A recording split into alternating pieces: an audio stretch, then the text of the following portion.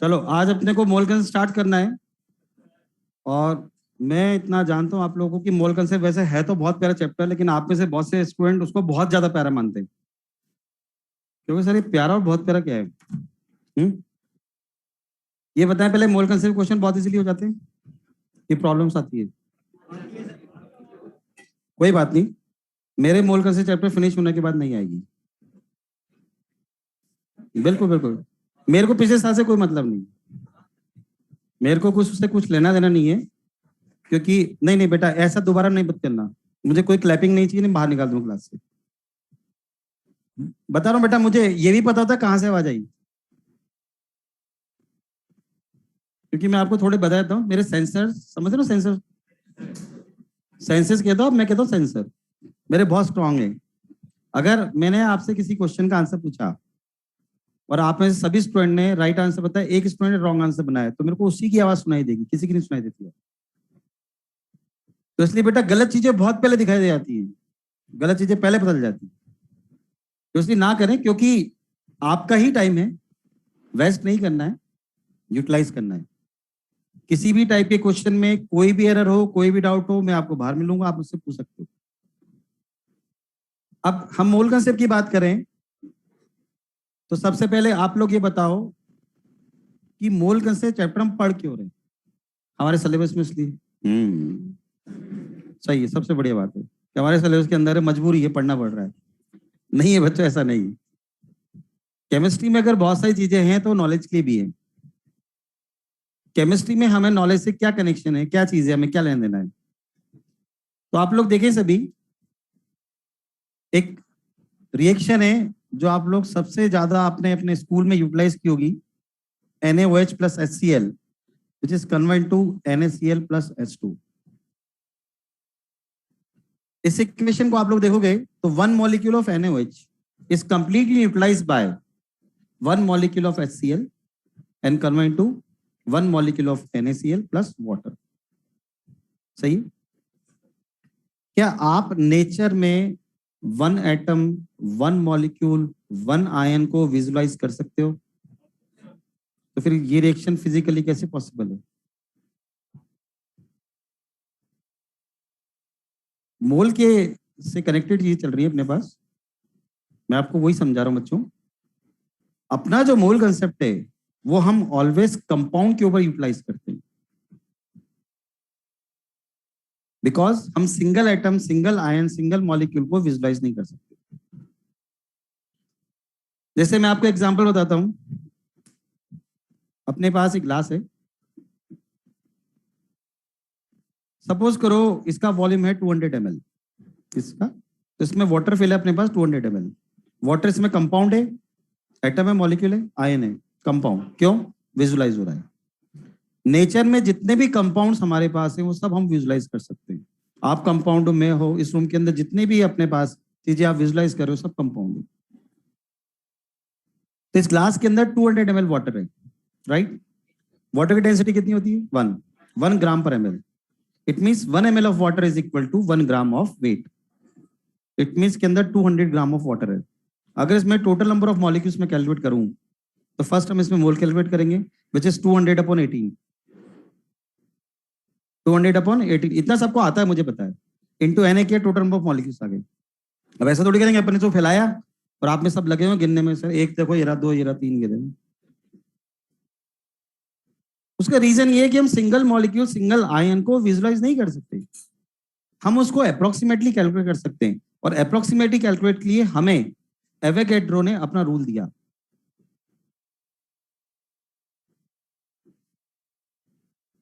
नेहा बेटा आपको क्लियर नहीं दिख रहा? आई थिंक क्लियर दिख तो रहा है, मेरे को तो सही नजर आ रहा है। एक बार आप चेक करो।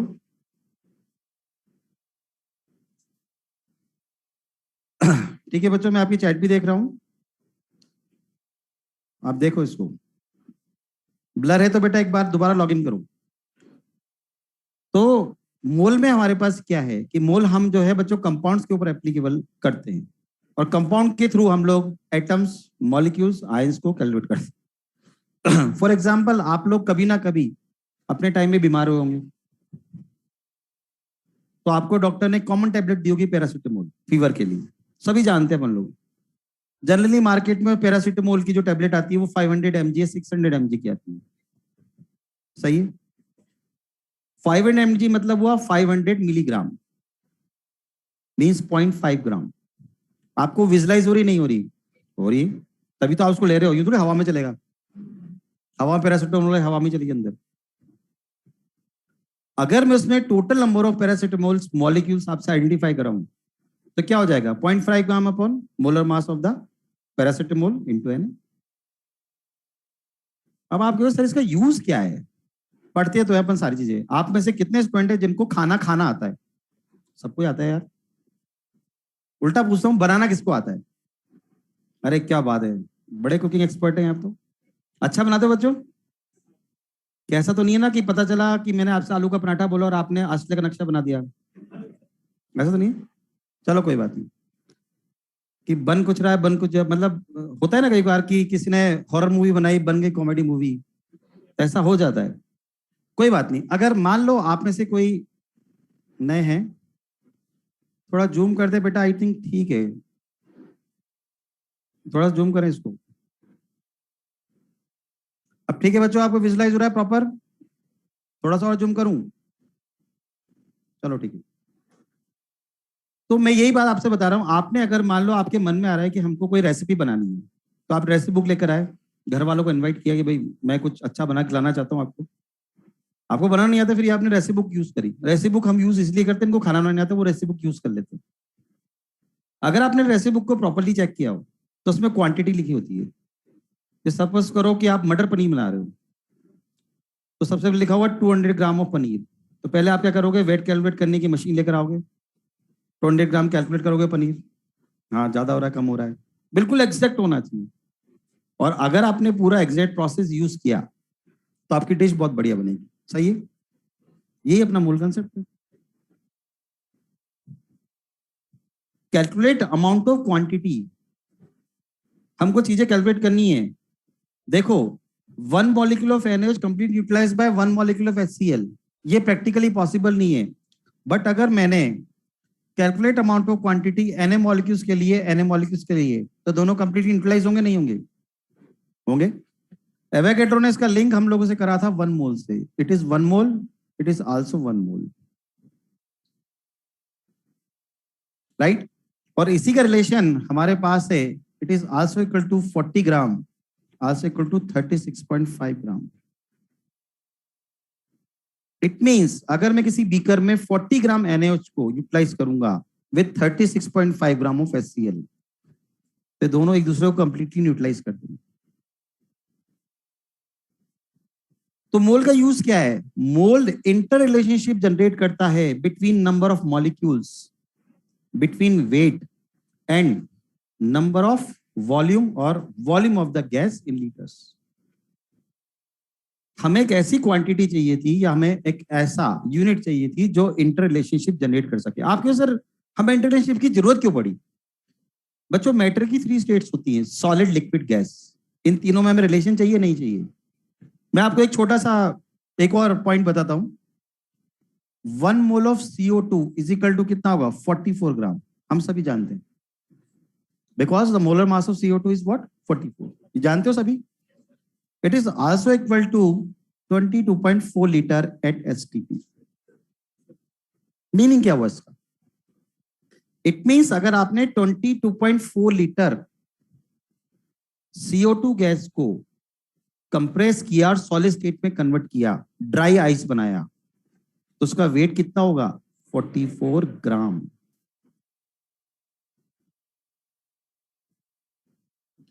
ये 44 ग्राम हमारे पास गैस स्टेट में क्वांटिटी नहीं है, ये सॉलिड स्टेट में क्वांटिटी है।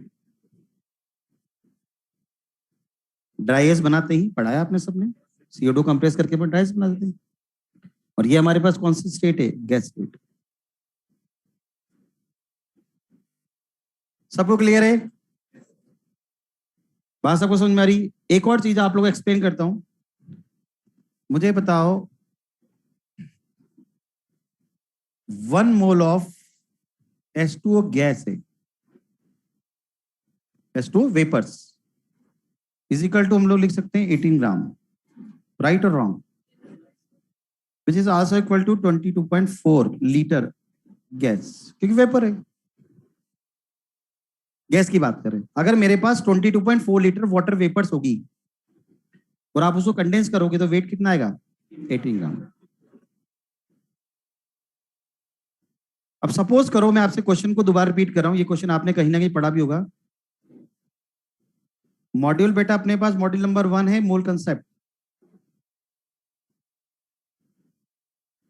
अभी बेटा इंट्रो चल रहा है, तो उसके बाद मैं लिखाऊंगा, तो आप नोट कर लेना।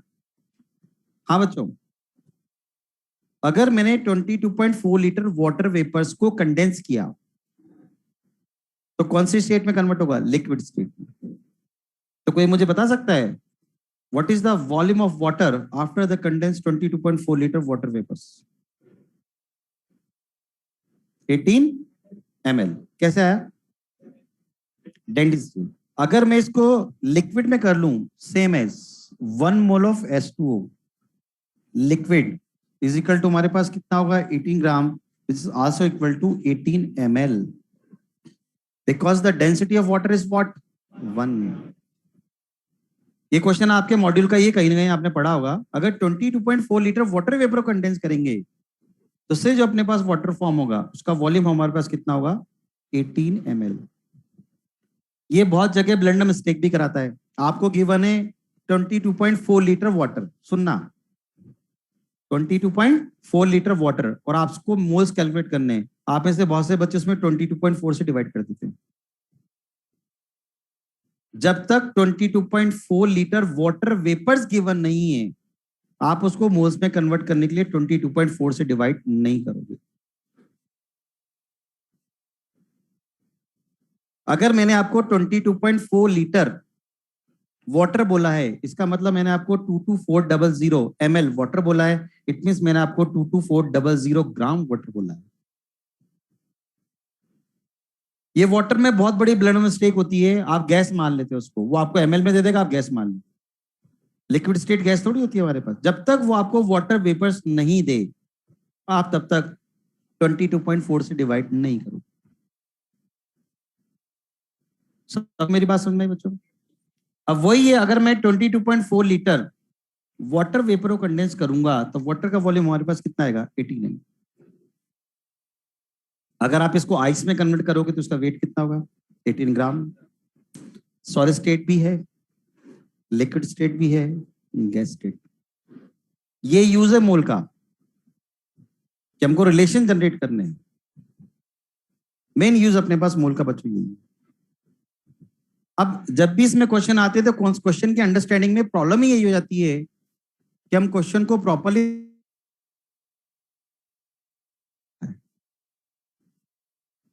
और उसके पीछे रीजन ये है कि अगर आपने इंटर रिलेशनशिप जनरेट करना स्टार्ट नहीं किया मोल कंसेप्ट के क्वेश्चन में, तो आपको इनके क्वेश्चन में प्रॉब्लम आती है। मेरी बात सबको समझ में आई? तो पहले तो अपन ने ये जनरल ले लिया कि भाई मोल अपने पास है क्या। अब आई थिंक आप लोगों को सबको 1 to 20 तक एटॉमिक मासेस लर्न होंगे, सबको लाने, और मॉलिक्यूलर मासेस कैलकुलेट कर लेते हो बच्चों। नो डाउट आप लोग कैलकुलेट कर लेते हो, पर हैबिट डालो कि आपको मॉलिक्यूलर मासेस लर्न होने चाहिए। रीजन क्या है इसका? लास्ट ईयर नीट का पेपर हमारे पास आता था 180 question in 180 minutes. Approximately one question के लिए आपको 60 सेकंड का टाइम मिलता था। बहुत से बच्चे बोलते हैं सर बायो हमारा बहुत फास्ट हो जाता है, तो रिमेनिंग टाइम हम लोग केमिस्ट्री और फिजिक्स में यूटिलाइज कर लेते हैं। इस साल थोड़ा सा नीट एनटी वालों ने चालाकी कर दी, क्वेश्चन 180 से इंक्रीज करके कर दिए 200। अटेम्प्ट 180 करने थे। हर क्वेश्चन, हर स्टूडेंट लालच में आ गया। एक क्वेश्चन टफ मिल गया तो यार छोड़ो इसको, अगला पढ़ लेते हैं। पढ़ोगे तो टाइम नहीं लगेगा। तो इस बार बच्चे इसी चक्कर में फंस गए। बहुत से ऐसे बच्चे जिनके ईयर लॉन्ग 660 प्लस मार्क्स आते थे, वो 540 से बिलो चले गए। क्योंकि पेपर में अगर आप कर रहे हो और किसी रीजन की वजह से आपके माइंड में टेंशन क्रिएट हो जाती है, तो आपका बाकी पूरा का पूरा पेपर खराब हो जाएगा। और ये आपके साथ होता भी होगा अगर आप एलन के टेस्ट पेपर्स अटेम्प्ट करते हो। फिर कहे सर इस चीज को न्यूट्रलाइज कैसे करें, क्योंकि हम सबके साथ ऐसा होता है। आप सभी क्या करते हैं, आपके 21 डेज में पेपर होता है, बाकी के 20 डेज आप लोग क्या करते हैं, बताता हूँ मैं आपको क्या करते हैं। आप लोग घर पे बैठे हैं, बहुत कैजुअली क्वेश्चन कर रहे हैं, 6 मिनट, 7 मिनट, 10 मिनट, पता चला क्वेश्चन कर रहे हो, बाहर टीवी चल रहा है आईपीएल का मैच, अरे कोहली खेल रहा है क्या, कितने कितने बनाए इसने, अच्छा छक्का मार दिया, क्वेश्चन गया, क्या पढ़ रहे थे पता ही नहीं, पुअर कंसंट्रेशन। अब आपको करना क्या है, मेरी बात सुनो बच्चों, अप्लाई करके देखना, नेक्स्ट टेस्ट में मार्क्स इंक्रीज हो जाएंगे। शायद टेस्ट आपका कल ही हुआ है, संडे को हुआ है, संडे को, नेक्स्ट संडे जब भी आपका टेस्ट होगा आप देख लेना, इंप्रूवमेंट अपने आप होगा। ट्रिक्स बता रहा हूं आपको, घर पे क्या करना है, 20 क्वेश्चन किसी भी चैप्टर के आप कर रहे हो, either physics, chemistry, geology, botany, 20 question 20 minute की क्लॉक लगा के करना है। और आपको 1 क्वेश्चन नहीं करना है, जैसे आप लोग अभी क्या करते हो, 1 क्वेश्चन करते हो, पीछे से आंसर देख लेते हो, यही करते हो।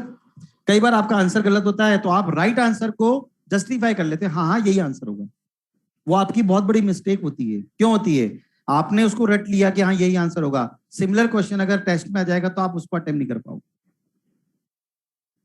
तो कभी भी किसी क्वेश्चन में आंसर को जस्टिफाई मत करा करो। आपने क्या करा, मेथड बता रहा हूं, आपने 20 क्वेश्चन घर पे लिए और 20 क्वेश्चन 20 मिनट का टाइम लगा के आपने सॉल्व किए। सपोज करो 20 मिनट में आपसे 15 क्वेश्चन हुए, 5 आपसे नहीं हुए, बिल्कुल टेस्ट पेपर की तरह अटेम्प्ट करो, रॉन्ग भी होंगे, लीव भी करने आपको। अब आपने 20 के 20 अटेम्प्ट कर लिए, 5 क्वेश्चन आपके रॉन्ग हैं। अगर आप अभी 1 क्वेश्चन रॉन्ग कर रहे हो तो आप अपनी मिस्टेक नहीं पहचान पाओगे। आपने 5 क्वेश्चन रॉन्ग किए, बल्क में आपने क्वेश्चन रॉन्ग किए, तो आपको अपनी मिस्टेक पता चलेगी कि एक सिमिलर मिस्टेक आप लोग हर क्वेश्चन में कर रहे हो। मेरी बात समझ रहे बच्चों, सपोज करो 5 के 5 क्वेश्चन में आपने सिमिलर मिस्टेक की, फिर भी आप लोग आइडेंटिफाई नहीं कर पा रहे कि हमारी मिस्टेक है क्या, तो टीचर के पास आओ। सर आपको करना क्या है, टीचर से कभी मत करा, जैसे मैं आपको बच्चों बताता हूँ, मैं एक्चुअल में जयपुर से मेरा ट्रांसफर कोटा हुआ है, कुछ रीजन थे, अपनी फैमिली में कुछ प्रॉब्लम्स हो गई थी, उसकी वजह से मैंने फरवरी में जयपुर से ट्रांसफर कोटा लिया। मैं पास्ट 8 ईयर से जयपुर में ही पढ़ा रहा हूँ। तो जयपुर में कई बार ऐसा होता था, बच्चा क्वेश्चन लिखा था, सर इसका आंसर बता दो, तो मैं क्या करता था, आंसर की ओपन करता था, कहता ये रहा। तुमने किसी क्वेश्चन का मुझसे आंसर पूछा तो मैं क्या करूंगा, आंसर की ओपन कर दूंगा बेटा, आंसर मुझसे क्यों पूछ रहा है। आपका मेथड क्या होना चाहिए किसी भी टीचर से डाउट पूछने का, सर हमने क्वेश्चन इतना सॉल्व किया, आंसर नहीं आ रहा, आप ये बताओ हमारे कंसेप्ट में कहां एरर है। आप सब अभी अपने कंसेप्ट स्ट्रॉन्ग कर रहे हैं, नीट के एग्जाम की तैयारी कर रहे हैं, और यही कंसेप्ट आपको नीट के एग्जाम में सक्सेस दिलाएंगे, क्योंकि नीट का पेपर अनसीन आता है, सीन नहीं आता, और वहां क्वेश्चन रटे हुए काम नहीं आएंगे, वहां आपके कंसेप्ट काम आएंगे। तो अगर आपसे कभी आप क्या करते हैं, जैसे मैं आपको जनरल बता रहा हूँ, आप सबसे साथ होता है, कोई क्वेश्चन आपको नहीं आया, आप अपने फ्रेंड से पूछ लेते हो, आपके फ्रेंड ने आपको अपना मेथड बता दिया, आपने उसको लर्न कर लिया, वो जबकि आपके फ्रेंड का मेथड है, टेस्ट पेपर में आप वापस भूल गए, फिर अटक गए। टीचर के पास एक क्वेश्चन के बहुत ज्यादा मेथड्स होते हैं।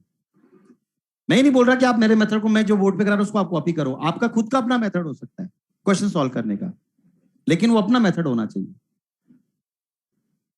जिससे हमारी एरर नहीं हो। तो एक तो हैबिट डाल लो कि जब भी आपसे कोई क्वेश्चन रॉन्ग होता है, आइदर इन टेस्ट पेपर और इन मॉड्यूल, आप टीचर से आके पूछोगे सर हमने इतना सॉल्व किया था, आप बताओ टीचर को बकायदा कि सर हमने इतना सॉल्व किया था, इसके बाद आप बताओ, specially physics and chemistry, bio में तो कुछ होता ही नहीं, याद है तो ठीक है, नहीं याद है तो जयराम जी की, सही नहीं है। तो आप टीचर से बोलो कि सर हमने इतना सॉल्व कर लिया, आप ये बताओ हमसे एरर कहाँ होगी।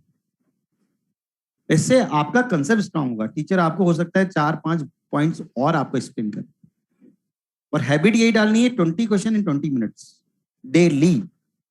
इससे क्या होगा, आपको 60 सेकंड की कैलकुलेशन करनी आ जाएगी, माइंड पर टाइम का प्रेशर होना स्टार्ट हो जाएगा। तो जब पेपर करोगे अपने एलन का, जब आपको 180 क्वेश्चन 180 मिनट में करने, तो आपके दिमाग में क्लॉक ऑटोमेटिकली स्टार्ट हो जाएगी। जो प्रेशर आप घर पे बिल्डअप करोगे वही टेस्ट पेपर में होगा, आपको नॉर्मल लगेगा। अभी आप घर पे क्या करते हो, कैजुअली क्वेश्चन करते हो, 5 मिनट में एक क्वेश्चन करा, पेपर में जाके 1 मिनट में क्वेश्चन करना पड़ता है, प्रेशर हो जाता है, टेंशन में आ जाते हो, और 4-5 क्वेश्चन नहीं आए या रॉन्ग हो गए तो और प्रेशर बिल्डअप, दिमाग खराब, पेपर ही खराब। एक बार मैं जो आपको मेथड बता रहा हूँ उसको ट्राई करके देखो, इसको प्रॉपरली आप करते चलोगे, धीरे धीरे आपके मार्क्स फुल होना स्टार्ट हो जाएंगे। यही करते हो ना सब? कैजुअली तो करते हो, गलत थोड़ी बोल रहा हूँ कोई। तो घर पे हमें वो प्रेशर बिल्डअप करना है। जैसे जैसे नीट का एग्जाम आपके पास आना स्टार्ट हो जाए तो आपकी हैबिट पड़ जानी चाहिए 45 क्वेश्चन इन 45 मिनट। अभी तो 20 मिनट सफिशिएंट है अपने पास। करना भी ये, आंसर की पीछे से नहीं देखनी। 20 क्वेश्चन आपने लिए, 20 के आंसर साइड में अपन लिख लिए, फिर इसको आंसर किसे मैच कराना। अगर आप सिंगल सिंगल क्वेश्चन करोगे तो आप रॉन्ग कर रहे हो। क्यों? क्योंकि अगर आप सिमिलर मिस्टेक अगर आप कर रहे हो तो आप उसको चेक नहीं कर पाओगे कि ये सिंगल मिस्टेक हमारी बार बार हो रही। अगर आपने सिंगल मिस्टेक से रिलेटेड क्वेश्चन 5 या 6 क्वेश्चन आपने रॉन्ग किए तो आपको एक सेम पैटर्न नजर आएगा जो आप फील कर लोगे, हाँ यार हम सिंगल मिस्टेक क्या कर रहे हैं। इससे देखना इंप्रूवमेंट होगा, नेगेटिव मार्किंग आपकी खत्म होगी, पेपर में टाइम कैलकुलेशन आपकी स्टार्ट हो जाएगी और आपके मार्क्स ऑटोमेटिकली पुल हो जाएंगे। करके देखो। जियोलॉजी बॉटनी में हो सकता है टाइम कंप्लीटली, फिजिक्स और केमिस्ट्री वो कम लगेगा। फिजिक्स में हो सकता है 20 क्वेश्चन की जगह हो सकता है 20 मिनट में 15 क्वेश्चन ये टाइम कर पाओ। केमिस्ट्री में किसी चैप्टर में अगर फिजिकल नहीं है, नॉन का है, तो हो सकता है कि आप 12 मिनट में ही कर लो। फिजिकल का तो हो सकता है आपको 17-18 मिनट्स भी लग जाए, 22 मिनट्स भी लग जाए, लेकिन आपको 20 मिनट में कंप्लीट करना है ईमानदारी से। वो आपके ऊपर है, आपकी ऑनेस्टी है वो। और धीरे धीरे इसको पुल करना है, 1 day, 2nd day, 3rd day, 4th day, अपने आप आपको सब समझ में आएगा। आपके हो सर पर डे हम कितने करें? पर डे आपको 80 क्वेश्चन करने हैं। समझ गए मेरी बात? 20 फिजिक्स, 20 केमिस्ट्री, 20 जियोलॉजी, 20 बॉट। अलग अलग टाइम पे जब भी आपको मिले, रैंडमली कभी भी, बिल्कुल आइसोलेट हो गए तो फिर देखना अपने आप इंप्रूवमेंट आ जाएगा। यही चीजें मैं आप लोग समझा रहा हूँ जो आपको थोड़ी समझनी है। तो एक तो अपन थोड़ा सा अपना मेथड चेंज करें। तो मैं आप लोगों से भी ये बोल रहा हूँ, मेरे को बच्चों डाउट्स में कभी प्रॉब्लम नहीं होती। आप मेरे से पूरे मॉड्यूल के हर क्वेश्चन के डाउट पूछ लोगे, मैं हर क्वेश्चन को एज ए डाउट के फॉर्मेट बता दूंगा। बट नीट में आपके साथ मैं नहीं खड़ा, नीट में आपको अकेले जाना है। आप लोग भी हो सकता है आपके सेंटर डिफरेंट है, आप लोग साथ में ना जाओ, फिर वहां कोई आपको थोड़ी बताएगा। हर आदमी अपना पेपर कर रहा है, क्यों बताएगा आपको? तो अपने को अपने कंसेप्ट स्ट्रॉन्ग करने हैं। आपको मेरे पास डाउट लेकर आना है और बिल्कुल हेजिटेशन नहीं करना। मेरे को कभी भी किसी स्टूडेंट के डाउट पूछने से कभी कोई प्रॉब्लम नहीं होती। मैं कभी ये फील नहीं करता कभी भी किसी स्टूडेंट से कि वो डाउट पूछ रहा है या मैं उसको डांट दूंगा। क्यों? कि तुम लोग मेरे लेवल तक अभी थोड़े पहुंच जाओगे एकदम से। मेरे को पढ़ाते पढ़ाते 22 ईयर्स हो गए, तो आप 22 ईयर्स के लेवल पे थोड़ी पहुंच जाओगे एकदम से। मुझे पता है आप मेरे लेवल पे नहीं आ सकते। आप सिली मिस्टेक्स करोगे, एरर करोगे, वही तो अपने को इंप्रूव करनी है। तो इसलिए डाउट में बिल्कुल कंजूस नहीं, खूब पूछो, जी भर के पूछो, भर भर के पूछो, इधर के पूछो, उधर के पूछो, बाहर के पूछो, कोई टेंशन नहीं। क्लास के अंदर मॉड्यूल के पूछो, बाहर दुनिया भर के डाउट पूछो, टाइम लेके। मेरा फोन नंबर लेके, टाइम लेके आप लोग कितने भी डाउट पूछोगे बच्चों, मुझे कोई प्रॉब्लम नहीं। बट अपनी मेंटेलिटी पहले चेंज करो कि हमें नीट में सिलेक्शन देना है, और नीट में सिलेक्शन देना है तो नीट में सिलेक्शन के अकॉर्डिंग प्रिपरेशन करनी है। अभी तक आप बहुत कैजुअल हो, किसी दिन आपने पढ़ाई नहीं करी, नोट्स ही नहीं पढ़े। होता है, दोस्तों के साथ घूमने निकल गए, किसी दिन आपने नोट्स ही नहीं पढ़े, किसी दिन आपने क्वेश्चन ही नहीं किए। कोई बात नहीं, कल कर लेंगे, परसों कर लेंगे। क्यों टाल रहे हो बच्चों? आपका फ्यूचर है, आपके फ्रेंड का नहीं है। ये सब तुम लोग करते हो, मुझे पता है। तो सब ये छोड़ दो, टोटल आइसोलेट हो जाए। आइसोलेट का मतलब समझते हो? आप लोगों ने आयनेशन एनर्जी और इलेक्ट्रॉन एफिनिटी की डेफिनेशन पढ़ी है? आयोनाइजेशन एनर्जी क्या बोलते हैं हम लोग? 1 mole of gaseous isolated atoms.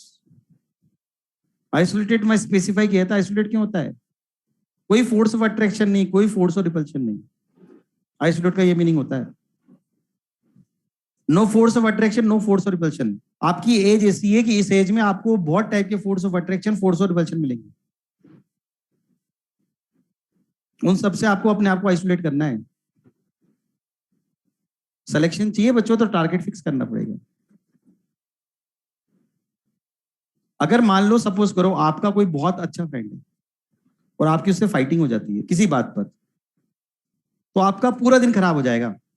अरे यार आज उससे अपन ने ऐसा बोल दिया, ऐसी ऐसी बात होगी, ऐसी बात होगी, आपका पढ़ाई में मन नहीं लगे। सही गलत?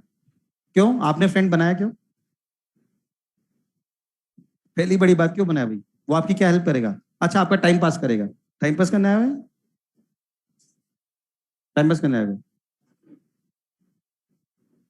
फ्रेंड्स की क्यों जरूरत पड़ती है अपने? कोई नहीं।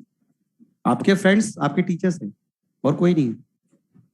नो डाउट अभी भी आप लोग बहुत अच्छे फ्रेंड्स हैं और आप में बातों में बहुत घनिष्ठता होगी,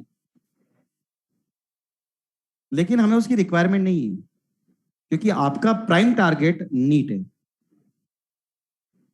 वहां बनाना ना खूब दोस्त, क्या दिक्कत है? डॉक्टर्स को फ्रेंड्स बनाना क्या दिक्कत है? खूब बनाओ। पर उस टारगेट को अचीव करने के बाद तो पहले आप अपना एटीट्यूड चेंज करो। मुझे थोड़ा सा फील होता है, मैं आप सबके फेस रीड कर सकता हूँ। अभी आप लोगों ने अपनी मेंटलिटी सेट नहीं की कि आप में से बहुत को नीट का एग्जाम क्लियर करना है। पहले अपने इसको माइंड को तो सेट करो। सब चैप्टर इजी है, कोई मोल से कोई टफ चैप्टर थोड़ी है, कंसेप्ट है बस। मैं रियल में बता रहा हूँ, आप कह रहोगे सर कि पहले भी हमने ये सुना था कि सर आके बोल के चले गए थे कि मूल कंसेप्ट क्लियर हो जाएगा। मैं तो आपसे कह रहा हूँ, मैं तो बाहर बेटा मिलूंगा आपको, तब आपसे बात कर लूंगा। कौन सी दिक्कत है? तो इसलिए पहले जो मैं आपको बता रहा हूं, आप वो रूल्स फॉलो करो स्ट्रिक्टली, वेरी स्ट्रिक्टली। अगर आप अपने खुद के रूल्स बना लोगे तो आप उनको ब्रेक नहीं करोगे, सिलेक्शन के बहुत पास पहुंच जाओगे। सिलेक्शन स्टूडेंट ही देते हैं, ऊपर लिख के नहीं देता माथे पे नीट, चिपका दिया नीट माथे पे और लिखा हुआ बच्चा दिखा रहा है नीट देख अपना नीट। ऐसा नहीं होता बच्चों। मेरी बात समझ में आ रही है? तो मैं इसलिए बोल रहा हूं क्योंकि मैं अगर आपको कोई भी काम दूंगा, सपोज शायद कल अपनी दोबारा क्लास है, तो मैं आज जो वर्क कराऊंगा मुझे चाहिए कि हर स्टूडेंट कल घर पे पढ़ेगा और उससे रिलेटेड कुछ भी पूछना है तो पूछेगा। अगर आपने लापरवाही कर दी, आपने अपना टाइम वेस्ट कर दिया, आपका एक दिन गया। बच्चों आप जो ऑनलाइन वाले उनको मैं अपना नंबर दे दूंगा, आप मुझे फोन पे पूछ सकते हो, कोई दिक्कत नहीं है। मेरा फोन चालू रहता है, जब मैं फ्री होऊंगा आपको डाउट बता दूंगा। मैं आप लोग के लिए, ऑनलाइन वालों के लिए इतना सा कर सकता हूँ कि मैं आपको अपना नंबर दे दूंगा, आप लोग क्या करें, मेरे व्हाट्सएप नंबर पे, आप में से कोई व्हाट्सएप तो नहीं चलाता ना? चलाते हो? क्यों? किससे बात करनी होती है? घर पे बात करनी होती है? क्यों? घर पे बात करने से क्या मिलता है बेटा? घर पे ही बात करनी थी, कहीं और बात करनी होती है? ठीक है कोई बात नहीं, रखो, रखने में मना नहीं करा मैं, बट ये है कि उसका लिमिटेड यूज करो। तो मैं क्या करता हूँ, जैसे मैं फैब में मेरा ट्रांसफर यहाँ हो गया था, मैंने फैब में ट्रांसफर ले लिया था, तो जयपुर में स्टूडेंट थे जिन्होंने नीट का एग्जाम नहीं दिया था, तो मैंने उनको सबको अपना नंबर दे रखा था, Telegram as well as WhatsApp. किसी भी स्टूडेंट को डाउट पूछने से, आप में से किसी को पूछना है तो उसके लिए बोल रहा हूँ मैं। आपने एक साथ डाउट इकट्ठे करे 15-20, आपने सबकी फोटो क्लिक करी, मेरे को व्हाट्सअप कर दिया और मेरे से टाइम पूछ लिया, सर हम किस टाइम पे आपको कॉल करें। आपने कॉल किया, अपन कॉल पे क्वेश्चन को डिस्कस कर रहे हैं, सॉल्व। तो मैं ऑनलाइन वाले स्टूडेंट से यही बोल रहा हूँ बच्चों, मैं आपको अपना नंबर दे दूंगा, मैं मैसेज में आपको टाइप कर दूंगा अपना नंबर, और आप लोग क्या करेंगे, व्हाट्सएप पे मुझे क्वेश्चंस क्लिक करके भेज देंगे, मैं आपको अपना नंबर दे दूंगा, टाइम दे दूंगा, आप उस पर कॉल कर लेना। ठीक है बच्चों? चलो आगे चले, स्टार्ट करते हैं बच्चों। जनरल जनरल पॉइंट्स, कुछ छोटी छोटी चीजें स्टार्ट करो। फर्स्ट टॉपिक लिखें, एटॉमिक मास और एटॉमिक वेट। फर्स्ट टॉपिक लिखें, एटॉमिक मास और एटॉमिक वेट।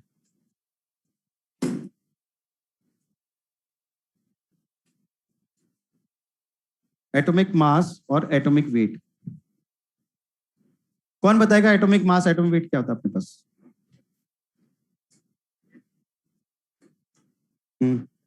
बैठ के आराम से बेटा, कोई जल्दी जल्दी।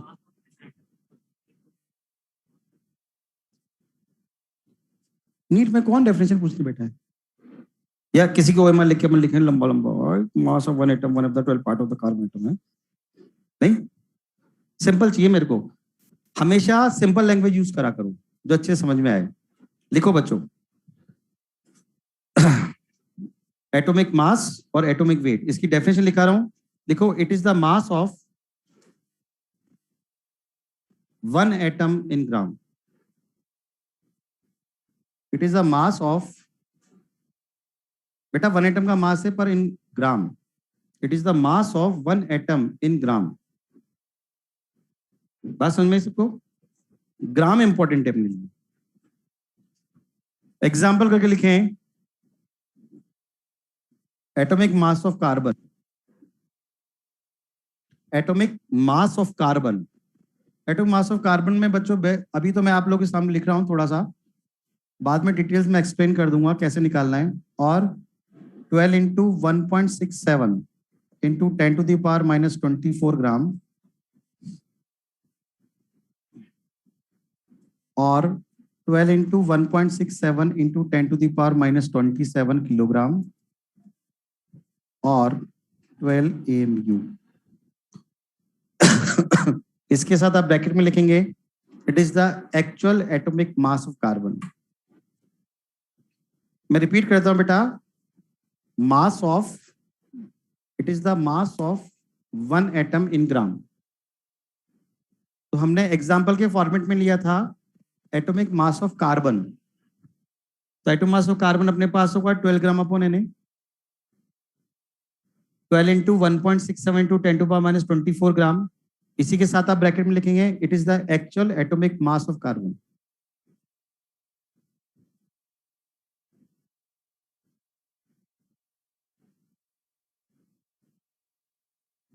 यहीं पर ही देखें, हमारे पास 1 AMU की जो वैल्यू होती है बच्चों, वो होती है first 1 gram upon Na, which is equal to 1.67 into 10 to the power minus 24 gram, is also equal to 1.67 to 10 to the power minus 27 kilogram. ये कहां से है 1 AMU का डेटा? ये दोनों डेटा आपको पता होंगे, राइट? ये नहीं पता, और एक्चुअल यही है, इसी से ये आता है, रटना थोड़ी अपने को। आप एवोगैड्रो नंबर से डिवाइड करके देख लो, ये डेटा आएगा।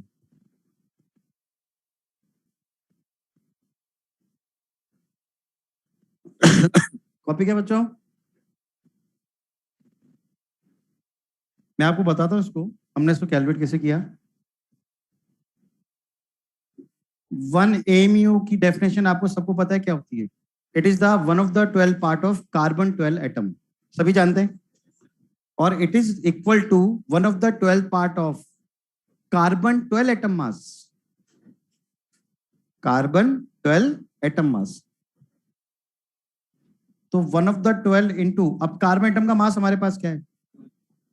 12 ग्राम डिवाइड बाय Na, वो रहा।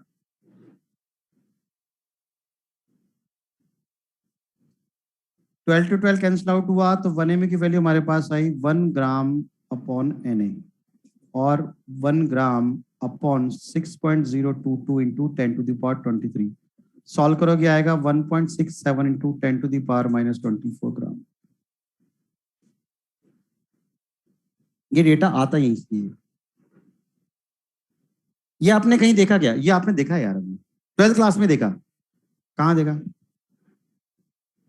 Solid state.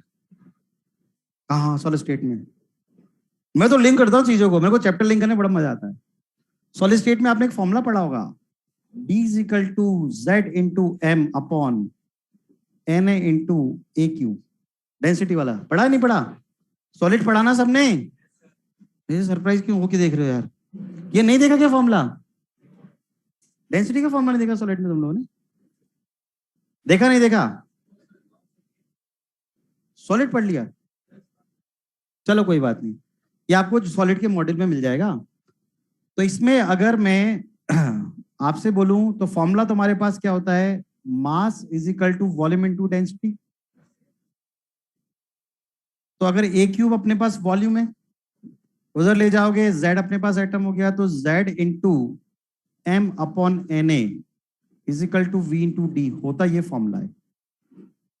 जेड अपने पास क्या है? Total number of atoms. Total number of atoms in unit cell. ठीक है, ये अपने पास क्या हो गया, मास ऑफ वन एटम। देखो वही तो है, अगर कार्बन होगा तो यहाँ की जगह अपन क्या ले लेंगे, 12। अब अगर क्यूब है अपने पास तो वॉल्यूम की जगह हम क्या पुट कर देंगे, ए क्यूब। मेरी बात सबको समझ में आई, इसलिए मैंने कहा था आपने कहीं देखा है इसको। अब आप खुद देखो बच्चों, एक एटम जो है, अभी थोड़ी देर पहले मैंने आपको बताया कि हम single atom, single molecule, single ion को विजुलाइज नहीं कर सकते। क्यों नहीं कर सकते, आप खुद चेक कर लो, उसका वेट क्या है, इतना स्मॉल है। अगर मैं कार्बन की बात कर लूं तो कार्बन का हमारे पास सिंगल एटम का वेट क्या है, 12 इंटू 1.6, 7 इंटू 10⁻24 ग्राम। क्या विजुलाइज कर सकते हैं, नहीं कर सकते। ये समझना बहुत जरूरी है कि हम सिंगल एटम को विजुलाइज नहीं कर सकते, सिंगल मॉलिक्यूल को विजुलाइज नहीं कर सकते, सिंगल आयन को विजुलाइज नहीं कर सकते। यह आपके लिए बहुत जरूरी है, मोल कंसेप्ट का बेसिक स्ट्रक्चर ही अपने पास सही है, बच्चे इसी जगह कंफ्यूज होते हैं। आप देखो इस रूम में कौन कौन सी गैसेज हैं, O2, N2, CO2। क्यों, आपने देखी क्या, आपने पढ़ा है, मैंने भी पढ़ा है। ये देखो O2 मॉलिक्यूल, वो देखो N2 जा रहा, वो CO2 बैठा हुआ हवा में ना सब, हम नहीं देख सकते बच्चों, क्योंकि गैसेस मॉलिक्यूल्स का साइज इतना स्मॉल है, हम उसको विजुलाइज नहीं कर सकते। और हम मोल के सिर्फ हमारे पास लगता है कंपाउंड्स पे, जिसको हम विजुलाइज कर सकते हैं। क्लियर है सबको, एटॉमिक मास समझ में आया सबको, कोई दिक्कत, एएमयू क्लियर है। सेकंड डेफिनेशन लिखेंगे बच्चों। तो साइड का बेटा इतना मिस हो रहा है थोड़ा सा, डेंसिटी वाला फॉर्मूला है बेटा है, इसमें थोड़ा सा इसको यार है तो यहां तक, ये फिर इतना थोड़ा सा बेटा जूम फिर मैं कम करता हूं। देखो विजुलाइज है, देख लो, आई थिंक क्लियर सबको, बात सबको समझ में आई। सेकंड डेफिनेशन लिखेंगे अपने, लिखो ग्राम एटॉमिक मास। सेकंड डेफिनेशन लिखे बच्चों आप सभी, ग्राम एटॉमिक मास। अब ग्राम लग गया तो कहीं ना कहीं लिंक ग्राम से, ग्राम एटॉमिक मास लिखो, it is equal to, it is equal to mass of Na atoms, mass of Na, Avogadro number, mass of Na atoms in gram। Last में जानबूझ के मैं इन ग्राम लिखा रहा हूं, जिसको अंडरलाइन करके रखना, ग्राम में चल रहा सारा, इन ग्राम। ठीक है, पैराग्राफ चुन के लिखो, also equal to Na into mass of one atom in gram, Na into mass of one atom in gram। Clear है, अभी मैंने आपको क्या लिखा है, मास ऑफ Na एटम्स। तो मास ऑफ Na एटम्स को अपन क्या लिख सकते हैं, Na तो एवोगैड्रो नंबर है, तो Na into mass of one atom. ठीक है, एग्जाम्पल कर लिखो, फॉर कार्बन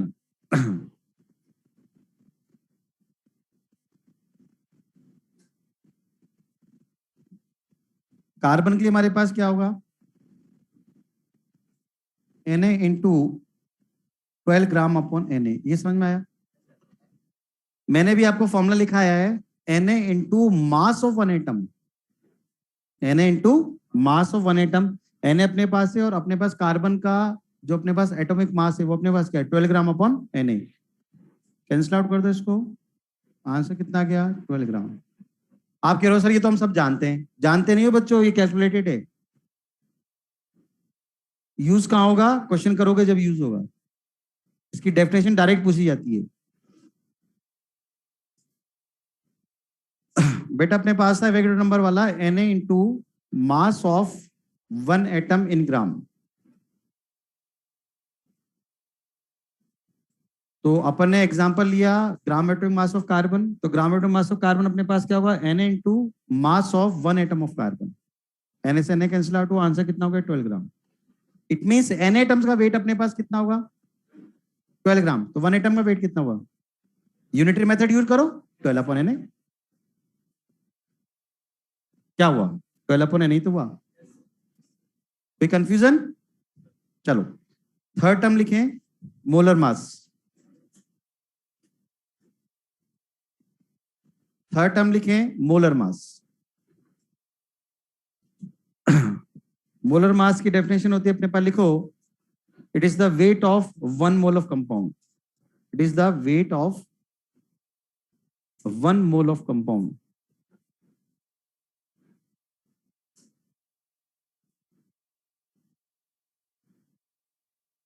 एग्जाम्पल करके लिखो, molar mass of carbon. Molar mass of carbon हमारे पास डायरेक्ट लिखने बच्चों, इट इज 12 ग्राम पर मोल। इसमें पर मोल आएगा अपने पास। मोलर मास ऑफ कार्बन अपने पास आएगा 12 ग्राम पर मोल। अब जरा आप मोल कंसेप्ट के कुछ क्वेश्चंस को आप लोगों ने अगर देखा हो तो तुम लोग को याद दिलाता हूं। अपने पास था 12 ग्राम ऑफ कार्बन, इसके मोल्स कैलकुलेट करने होते थे। आप लोग क्या करते थे?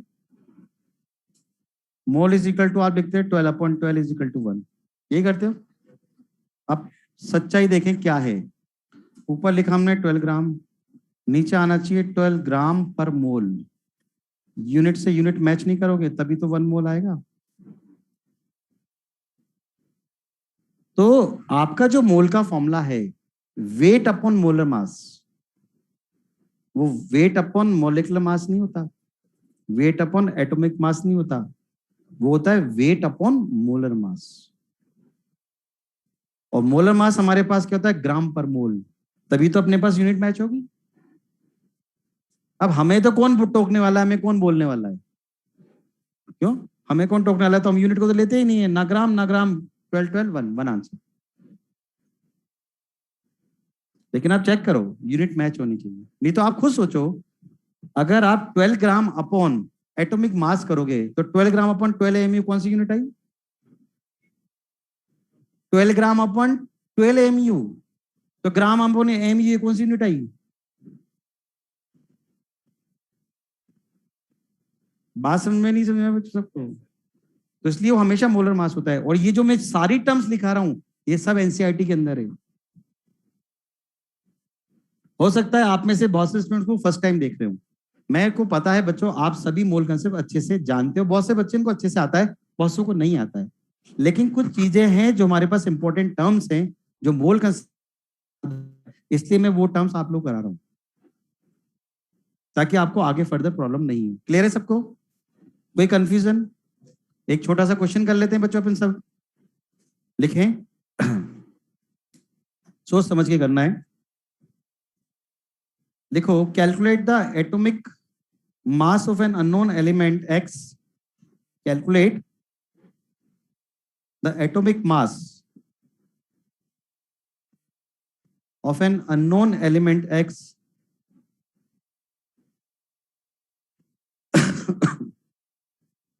if the weight of the element, if the weight of the single atom, if the weight of the single atom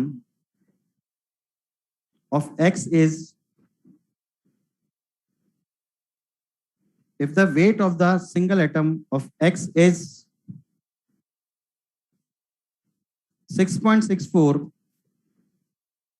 into 10 to the power minus 23 gram, 6.64 into 10 to the power minus 23 ग्राम। थोड़ा सोचो,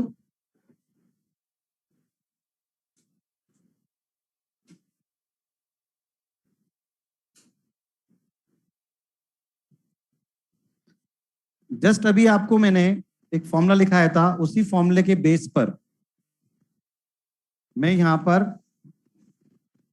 आप लोगों को कराता हूं बच्चों। देखें, मैं बोलूंगा mass of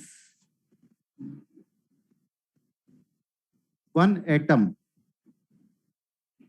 in gram is equal to, हमारे पास क्या होगा?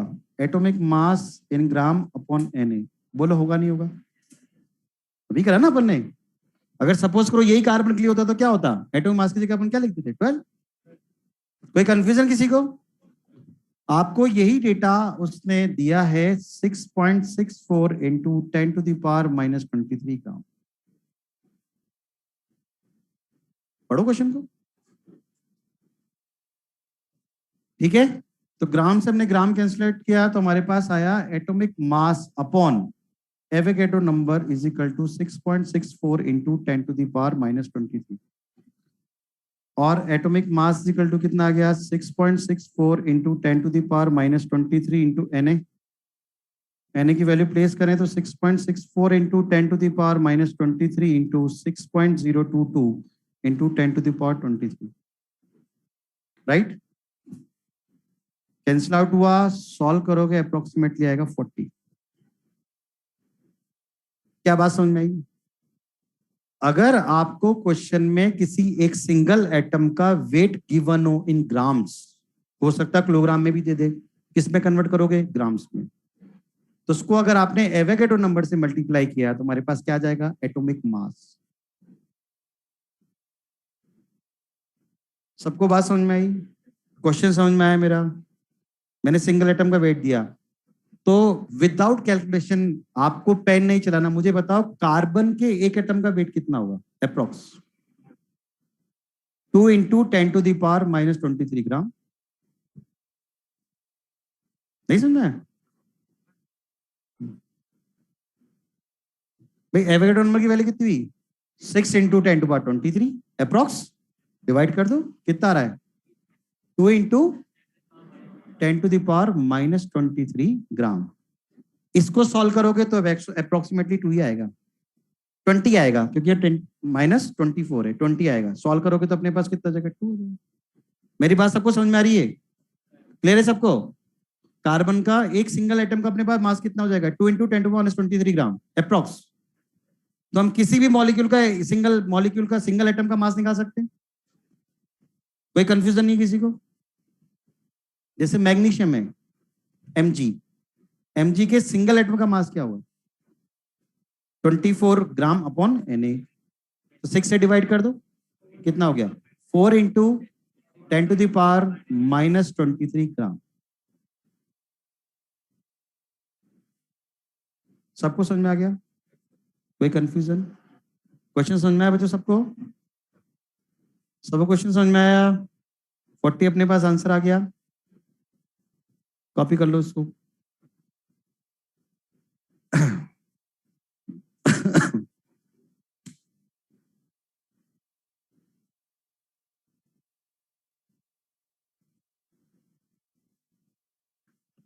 बच्चों आप सभी स्टूडेंट ऑनलाइन में जो है, स्टूडेंट को सबको समझ में आ रहा बच्चों?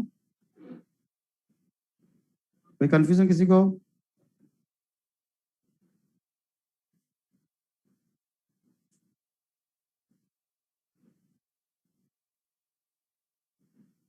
तो ये कोई नया फॉर्मूला नहीं है, वही चीज है। अगर आप Na को इससे मल्टीप्लाई कर दोगे तो अपने पास क्या जाएगा?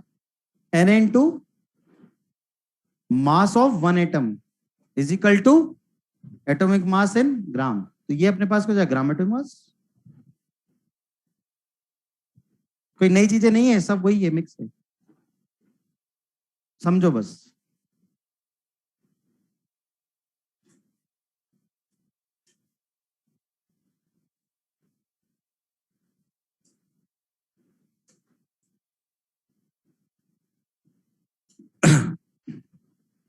चलो ये तो सब था अपने पास बच्चों एटम के लिए।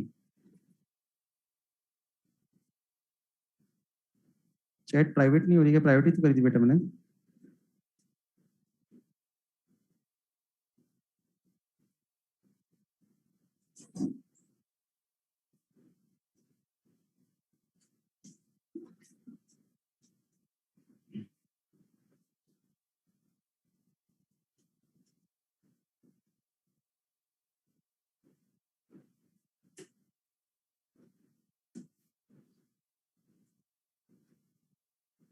करते हैं बच्चों इसको।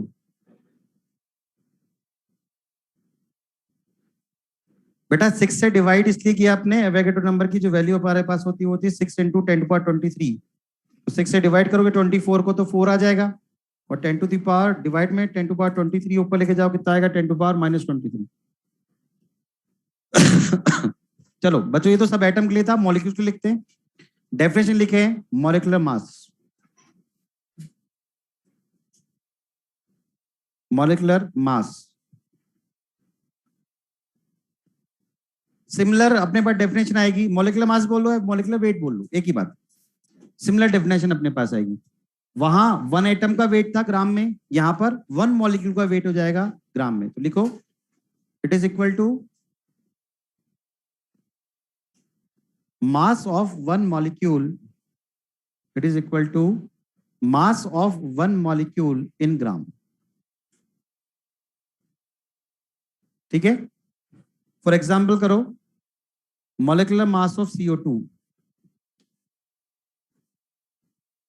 Molecular mass of CO2, data अपने पास है 44 44 44 एंड 44। CO2 का अपने पास मॉलिक्यूलर मास 44 होता है, अपन सभी जानते हैं। तो 44 gram upon Na, 44 into 1.67 to 10⁻24 gram, इसी को हम क्या बोलेंगे, actual molecular mass of CO2 लिख लेना। ठीक है, फिर किलोग्राम में आ गया, फिर अपने पास किसमें आ गया, AMU।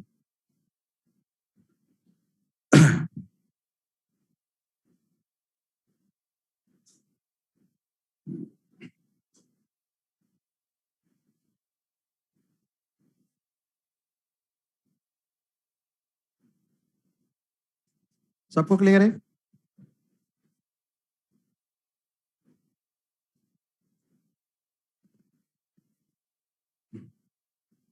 सेकंड लिखो,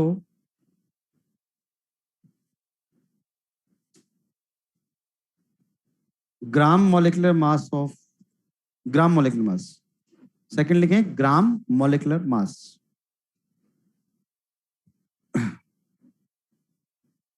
क्या होगा, it is equal to mass of Na molecules in gram. लिखो इट इज इक्वल टू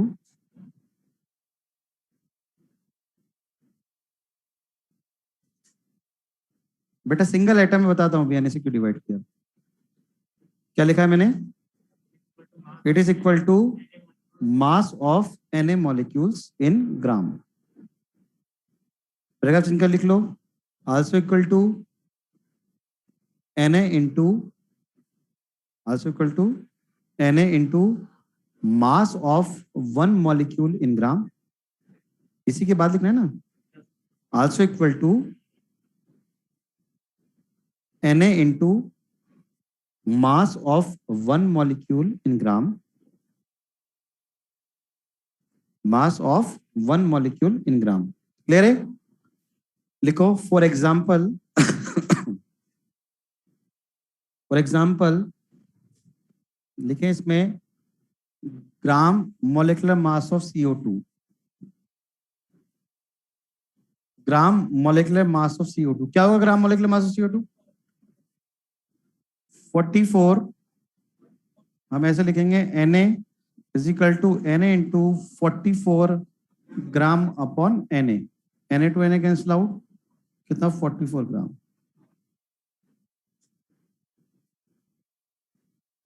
बेटा कुमुद आपको मैं बताता हूं हुआ क्या अपने पास, यहाँ आप चेक करें, 44 ग्राम बहुत लार्ज क्वांटिटी है। अभी मेरी बात को सब समझना, यही बात मैं भी थोड़ी देर पहले भी बता रहा था आप सबको, single atom, single molecule, single ion visualize हो सकता है क्या, नहीं हो सकता। तो एक CO2 मॉलिक्यूल अपने को विजुलाइज होगा, नहीं होगा। 44 ग्राम लार्ज क्वांटिटी, स्मॉल क्वांटिटी है, लार्ज क्वांटिटी। तो 44 ग्राम हमारे पास किसके इक्वल है, Na एटम, Na मॉलिक्यूल्स के। Na मॉलिक्यूल्स एक लार्ज क्वांटिटी है, तो सिंगल एटम का हमारे पास वेट कितना आएगा, 44 ग्राम अपॉन Na। कौन बात समझ में बेटा, 44 ग्राम अपॉन Na। तो हमने Na से डिवाइड क्यों किया, बिकॉज वन मोल या Na मॉलिक्यूल से एवोगैड्रो नंबर को रिप्रेजेंट करता है, जो किसके इक्वल होता है, ग्राम मॉलिक्यूलर मास के। तो वन मॉलिक्यूल का मास हमारे पास कितना हो जाएगा बच्चों, यहां से वो आएगा 44 अपॉन Na। कोई कंफ्यूजन किसी को नहीं है? थर्ड लिख लो, मोलर मास, मोलर मास। तो डायरेक्ट लिख लेते हैं molar mass of CO2, molar mass में डायरेक्ट लिखो मोलर मास ऑफ CO2 कितना होगा 44 ग्राम पर मोल, मोलर मास ऑफ CO2 44 ग्राम पर मोल। ठीक है, सभी आप लोग मॉड्यूल तो लाए होंगे, और जब भी मेरी क्लास होगी बच्चों आपको केमिस्ट्री का मॉड्यूल लेकर आना है। ऑनलाइन में स्टूडेंट जो भी हैं बच्चों वो मॉड्यूल नंबर 1 ओपन करें, बिगनर बॉक्स 1 ओपन करें, मॉड्यूल है ओपन करें आप सभी। जैसे जैसे मैं बताऊंगा वैसे वैसे देखेंगे। अभी तक आप क्वेश्चन को कैसे पढ़ते थे वो आपका मेथड अलग था, अब मेथड थोड़ा सा ढंग से चेक करें। क्वेश्चन नंबर 2 चेक करें, क्या बोल रहा है वो, एटॉमिक वेट बोल रहा है, ग्राम एटम वेट बोल रहा है, ग्राम एटम वेट, तो आंसर ग्राम में आएगा। एटम है तो एटम हो गया, इसका मतलब ऑक्सीजन एटम की बात कर रहा है, तो आंसर इसमें कौन सा जाएगा, सेकंड। फर्स्ट नहीं जाएगा, फर्स्ट कब जाएगा अगर ग्राम नहीं होता और वो पूछता atomic weight of oxygen is, क्या बोलता atomic weight of oxygen is, तो फर्स्ट आंसर चला था 16 एम। क्लियर है सबको। सेकंड अपने पास है molecular weight of SO2, gram molecular weight पूछ रहा है, मॉलिक्यूलर वेट पूछ रहा है, मॉलिक्यूलर वेट, तो आंसर किस में आएगा, AMU में। आंसर कौन सा होगा, 64 AMU। क्लियर है सबको।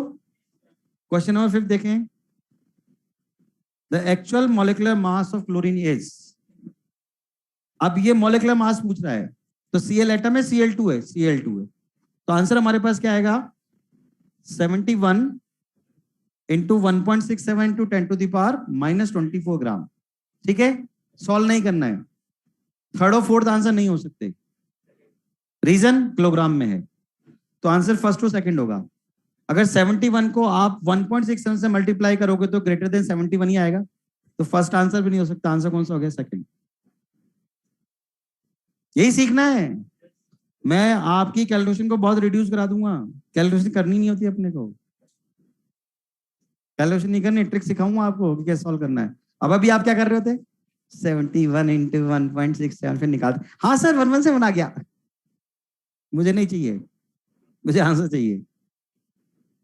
आप खुद सोचो, आप नीट के स्टूडेंट हो, अभी तक स्कूल में आपके साथ क्या होता था, आपसे आंसर कैलकुलेट कराया जाता था, मैं भी यहाँ कराऊंगा आपको, आपको ऑप्शन नहीं दूंगा, नीट में 4 ऑप्शन मिलते हैं, इसका मतलब हमें क्वेश्चन से जस्टिफाई करना है which one is the right answer. मेरी बात समझ रहे हो, तो मैं सिखाऊंगा कैसे करना है, ये सब तरीके होते हैं, ट्रिक्स होती हैं सब हर चीजों की, विदाउट कैलकुलेशन कैसे करें क्वेश्चन, अभी विदाउट कैलकुलेशन नहीं दिया आपने, और अगर सेम टू सेम क्वेश्चन अपने पास आपका पेपर में आता, आप क्या करते, कैलकुलेट करते रहते।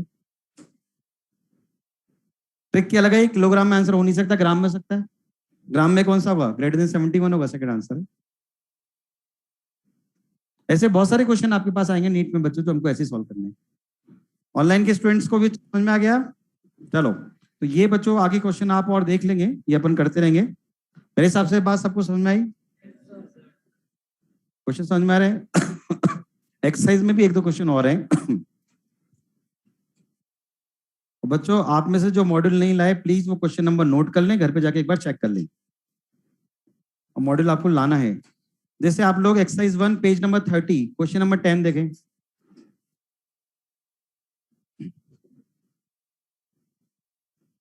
Exercise 1 page number 30 question number 10, वो बोल रहा है the weight of 1 atom of uranium is 238 AMU, it's actual weight in gram, तो क्या करना है 1.67 से मल्टीप्लाई करना है इंटू 10⁻⁻23। कोई कंफ्यूजन, क्लियर बच्चों। अपने पास तो मॉड्यूल ही नहीं है बेटा, क्या करें, फिर भी अपन गर्दन ला रहे हैं, चलो बढ़िया है, अच्छी बात है।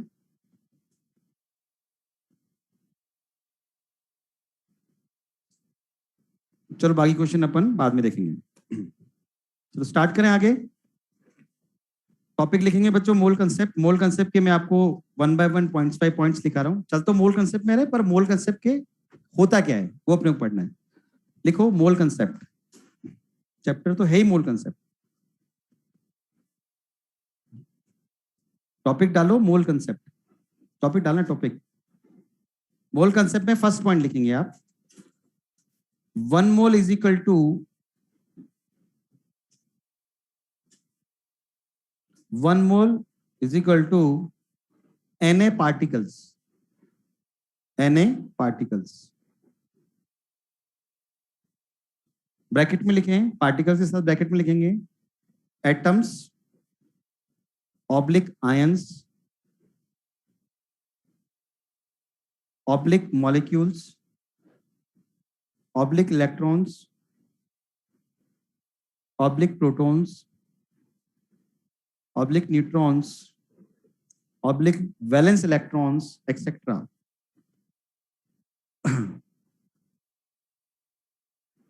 बेटा 10th क्वेश्चन में अपने पास 238 AMU है, तो उसको 1.67 to 10 to the power minus 24 से आप मल्टीप्लाई कर देंगे, आंसर आ जाएगा ग्राम में।